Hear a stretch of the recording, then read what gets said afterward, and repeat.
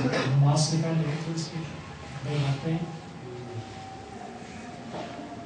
बाज़ कोई नई बात करने का भी दिल होता है, बाज़ कोई पुरानी बात भी याद करानी होती है। बाज़ दोस्तों ने आदत बना ली हुई है कि महफिल में आते हैं महफिल शुरू होने के बाद काफ़ी देर, इसमें दो बड़े नुकसान हैं। नुकसान अव्वल ये है कि अगर महफिल कहीं भी, मैं इसी महफिल की बात नहीं करता बल्कि हर जगह पर मैं आपको ये नसीहत करूँगा कि जहाँ पर आपके शेख या उस्ताद या वालिदैन ने आना, उस महफिल में अगर आप आले अदब में से हैं तो पहले आए। ये मेरे लिए भी है, सिर्फ आपके लिए नहीं है। अब हर एक, अगर आप आले अदब में से हैं तो पहले आए।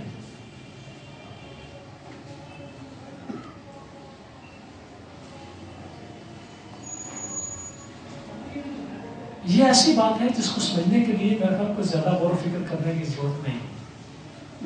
बाज़ लोगों ने आदत बनाई हुई है और बाकायदा फारिग होने के बावजूद घर में जाकर सो जाते हैं, फिर कहते हैं रज़ाई से आहिस्ता से मुंह निकाल कर फिर पूछते हैं क्या टाइम हुआ, घर वालों से पूछते हैं क्या टाइम हुआ, तो फिर आहिस्ता से आवाज आती है नहीं जरा देर हो गई सी, रह गया सा। कि कम अज कम रूह को इत्मीनान नहीं होता लेट का मर्ज से। लेकिन जो दफ्तर में लेट आए उसके अफसरान उसको क्या कहते हैं, उसके इश्तिहार में लिखते हैं बाकायदा कि ये लेट कमर है, इस पर एतमाद ना कर, कहीं बड़ा काम इसको दिया सोया रहेगा और सारी सत्यानाशी कर देगा सारे काम की। तो लेट कमर्स के बारे में एक आम सी पॉलिसी और एक आम सा तासुर। इसी तरह जो लोग सुबह की नमाज नहीं पढ़ते, यहाँ आकर बुजुर्ग बनकर जितने मर्जी बैठे हैं, उनकी मारूमी में कोई शक नहीं है। अगर वो किसी खुशफहमी में मुबतला हो तो आज ये खुशफहमी कहीं फेंक कर घर में दाखिल। नमाजें 5 फर्ज हैं जिनमें सुबह की भी है, बल्कि पहली हुई है। ठीक है, बिल्कुल। जो लोग शायद सुबह की नमाज के तारीख हैं उनके बारे में हदीस पाक मौजूद है कि जब वो सो रहे होते हैं तो शैतान कहता है उरकुद अल्लाह तो तवील हो, कि सोए रहो, रात अभी बड़ी लंबी है पर अपना ध्यान चढ़िया होना, क्योंकि उनकी दोस्ती उसी से है। जैसा उन्हें बोर्ड ऑन कर रहा है बल्कि थपकियां दे रहा है, सोए रहो, रात अभी बड़ी लंबी है। आका अलैहिस्सलाम इरशाद फरमाते हैं कि उसके कानों में पेशाब करता है शैतान। जो लोग सुबह के वक्त सो रहे होते हैं, नमाज नहीं पढ़ते, अल्लाह को याद नहीं करते, मुझे बेशक गुस्से से देखें लेकिन अपने आप को भी गुस्से से देखें। मुझे कोई खौफ नहीं आएगा अगर आप गुस्से से मुझे देखेंगे, इस बात पर तो जरूर देखें क्योंकि जुल्म जो कर रहा हूँ मुझे पता है एक ऐसा जुल्म है जो घर वाले भी नहीं करते हैं। लेकिन ये याद रखें कि आका अलैहिस्सलाम की हदीस मौजूद है कि जो शख्स सुबह सोया रहता है शैतान उसके कानों में पेशाब करता है। 2 बंदे ऐसे हैं कि जिनके कानों में शैतान पेशाब करता है। एक सुबह सोने वाले जो नमाज का तारीख हो, किसी भी नमाज के वक्त, लेकिन सुबह के वक्त के बारे में हदीस है। और दूसरे वो जो गैर महरम औरतों के गाने सुनते हैं ज़ौक़ के साथ, शौक के साथ।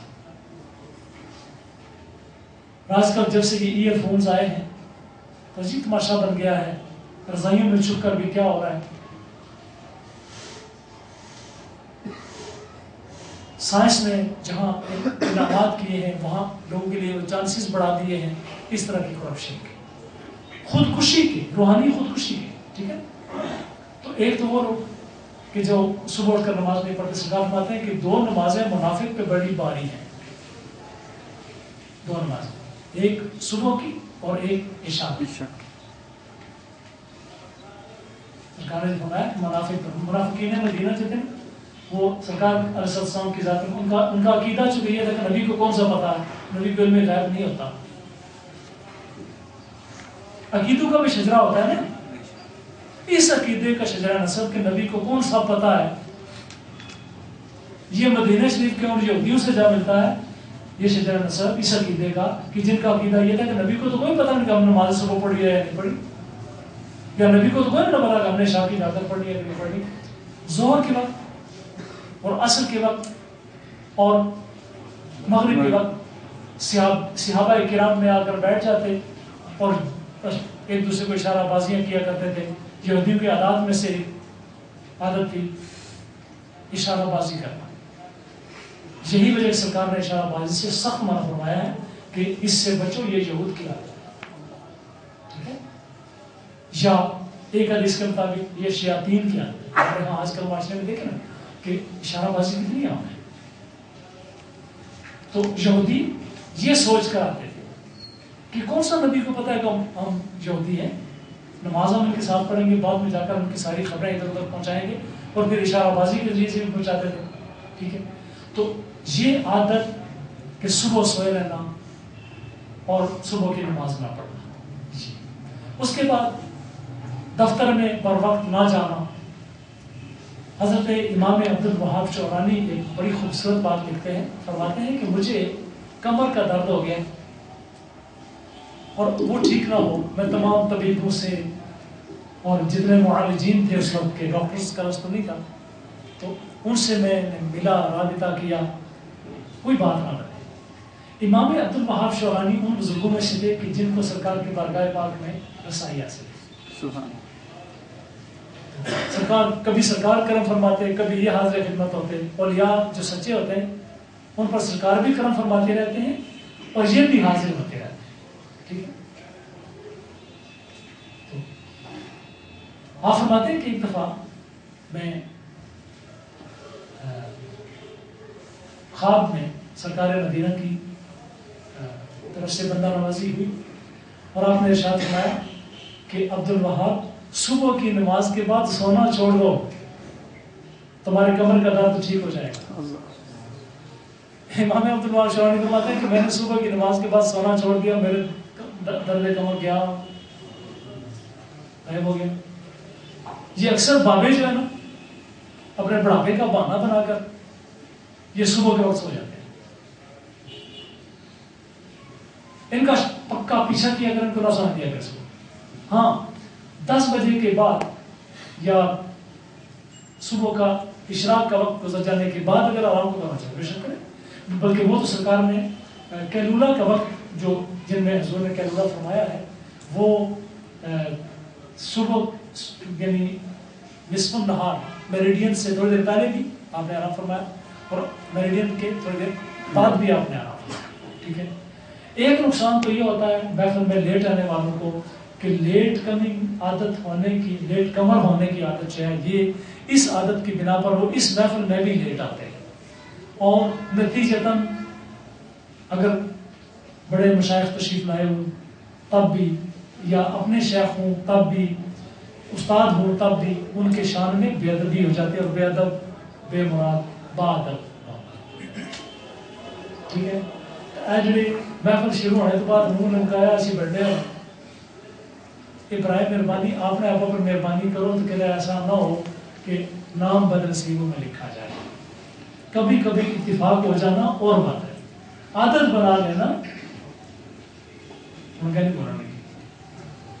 ہاں کبھی کبھی اتفاق ہو جانا اور بات ہے، عادت بنا لینا اور بات ہے. اس لیے اس کو عادت نہ بنائیے. میں نے دیکھا کہ بعض لوگ اس کو عادت بنا لیا. اس کے بعد جو بہت بڑا نقصان اور ہوتا ہے وہ نقصان علم ہے. آپ یہ بتائیں کہ جو محفل میں اس وقت پہنچے ہیں، جو پہلی گفتگو میں نے کی ہے اور ایک ایک سے بڑھ کر علمی نقطہ جو آپ کی خدمت میں پیش کیا ہے، وہ انہیں کون سمجھائے گا؟ وہ آتے بھی ہو، وقت بھی نکالتے ہو، سردی گرمی کی پرواہ نہیں کیے بغیر بھی تم آ جاتے ہو، تو وقت پر آنے میں اور چیزوں کو سمجھنے میں کیا نقصان ہے؟ ٹھیک، یہ یاد رکھیں کہ وقت پر آ کر ان علوم کو سیکھیں جو جہاں پر محنت کے ساتھ لائے جاتے ہیں، محنت کے ساتھ بانٹے جاتے ہیں۔ علوم کا سیکھنا بہت ضروری ہے۔ اور آج کے دیکھیں، آج کی ساری بات ہی علم کی ہے کہ فرشتوں کے سامنے پروردگار کریم نے جو امتیاز آدم رکھا تھا وہ علم ہی تھا۔ نماز کا ٹائم ہو گیا، نماز کے بعد